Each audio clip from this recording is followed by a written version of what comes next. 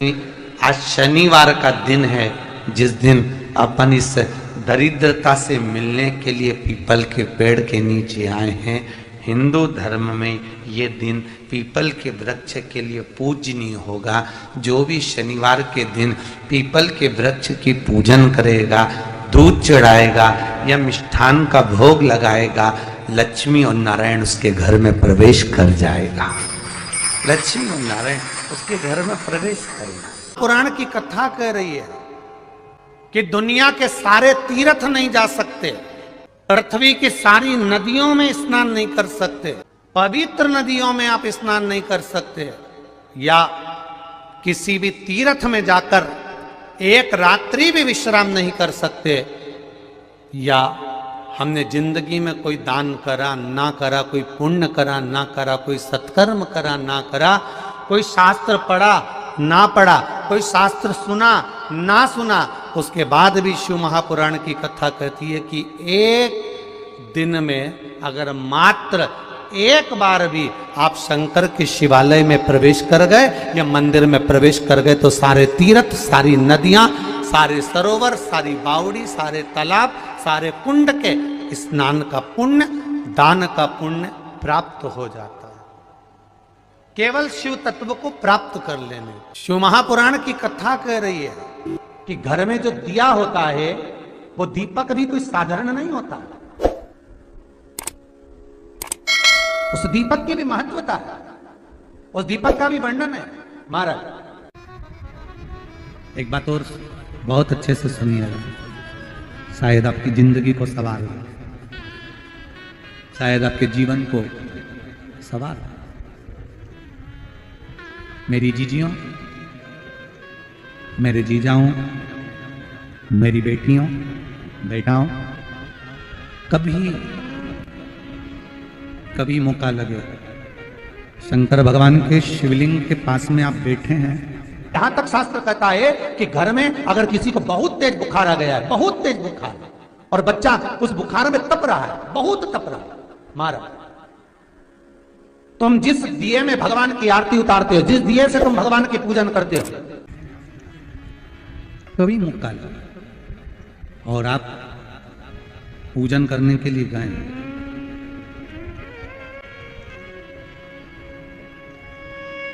कभी पूजन करने के लिए, और आपको शंकर भगवान के शिवलिंग के पास में या शंकर भगवान के शिवलिंग के ऊपर कनेर का अगर पीला फूल देखा है ना आप लोगों ने, अरे बोलो तो जमके, देखा है? कनेर का यदि पीला फूल शिवलिंग के आसपास में या शंकर भगवान के ऊपर कहीं रखा हुआ भी दिख जाए, विषम परिस्थिति हो, बहुत हिम्मत ना हारते हो, तभी भगवान अकेले में एकांत में आप पहुंचे उनके पूजन के लिए, कनेर का पुष्प वहां रखा है, चाहे वो जलाधारी पर रखा हो, चाहे वो शिवलिंग के पास में रखा हो, शिवलिंग पर रखा हो, उस कनेर के पुष्प को अगर आप 5 जगह का स्पर्श कराकर अपने हृदय की बात कहकर वापिस महादेव को समर्पित कर देते हो, तो भी मेरा महादेव तुम्हारे दुख का निवारण कर देगा। अब वो 5 स्थान,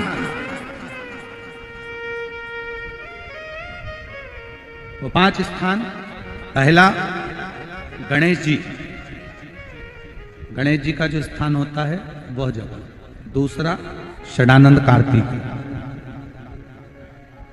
तीसरा अशोक सुंदरी वाला स्थान, चौथा जलाधारी जो ऊपर से बूंद बूंद जल नीचे गिरा रही है, जया, विषहरा, श्यामली बारी, दौतली, देव, शंकर जी की 5 बेटियों का, और 5वें नंबर का है शंकर भगवान के, जो कैसे वर्णन किया जाए, त्रिशूल के 3 भाग होते हैं।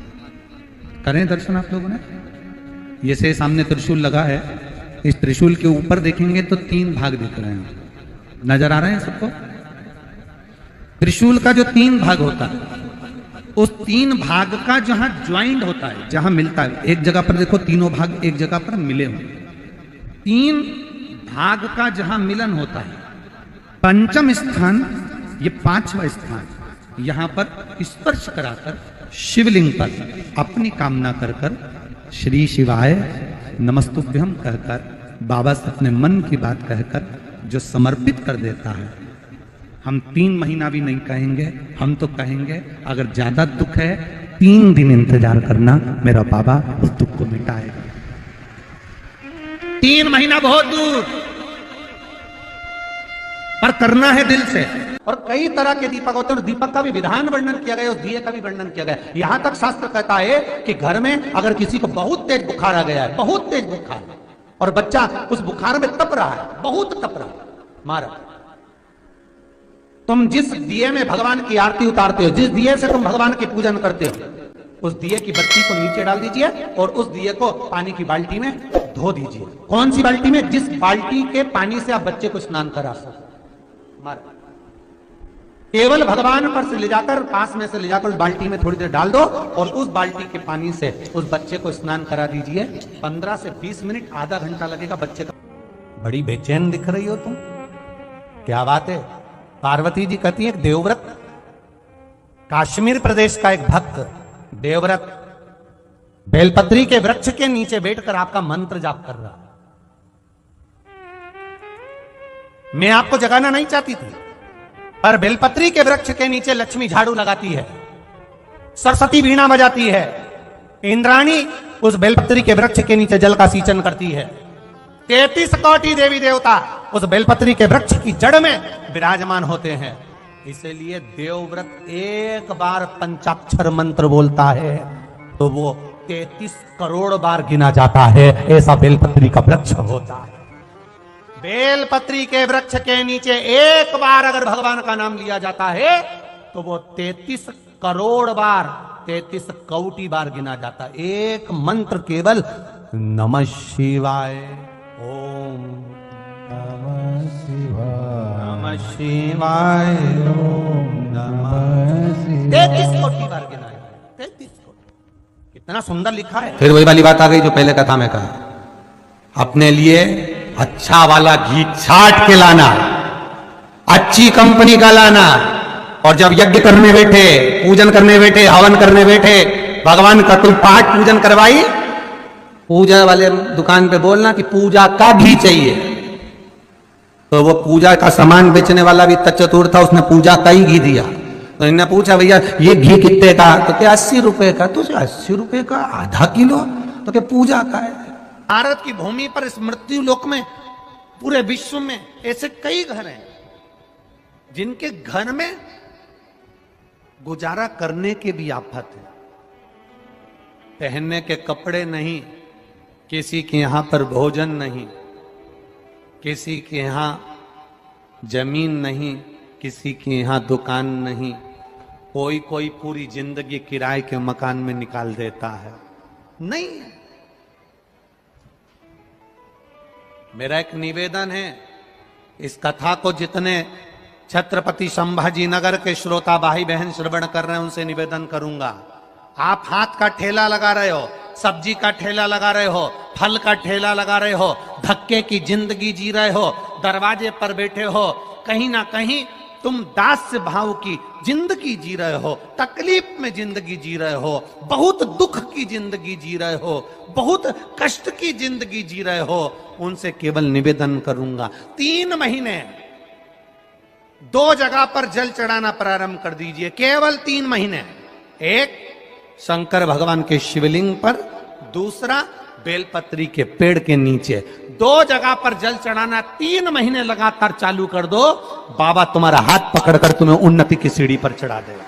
हमें कोई चमत्कार करना नहीं आता, और ना हम कोई तंत्र विद्या या मंत्र विद्या जानते हैं, ना हमारे पास में बेल है, ना हमारे पास में भभूति है, हमारे पास में तो केवल शिव का नाम है। आप श्री शिवाय नमस्तुभ्यम बोलो, ओम नमः शिवाय बोलो, नमः शिवाय बोलो, चाहे महामृत्युंजय मंत्र बोलो, उसका स्मरण करते करते भगवान शंकर के शिवलिंग पर जल, और उसी पात्र में जो जल तुमने शंकर जी को चढ़ाया है उसमें से बचा हुआ थोड़ा सा जल बेलपत्री के पेड़ के नीचे चढ़ाना प्रारंभ कर दो। अलग से बेलपत्री के पेड़ के नीचे चढ़ाने के लिए अलग से लोटा भर के जल जरूरत नहीं पड़ेगी। जो तुमने शिव जी को जल चढ़ाया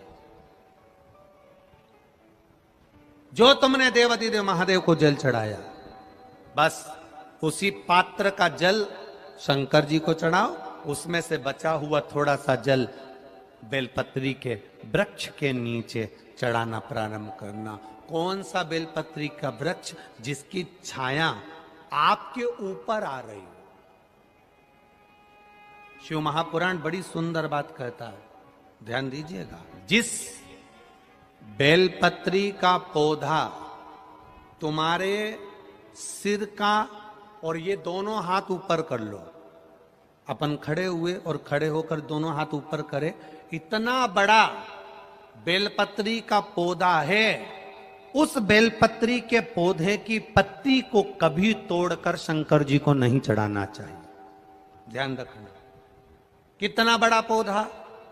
आप खड़े हो जाओ और खड़े होने के बाद आपका हाथ ऊंचा कर लेना, इतना बड़ा पौधा है, उस पौधे की पत्ती बेलपत्री को तोड़कर शंकर भगवान को कभी नहीं चढ़ाना। शंकर भगवान को उस बेलपत्री को, उस वृक्ष की पत्ती को तोड़ना चाहिए जो वृक्ष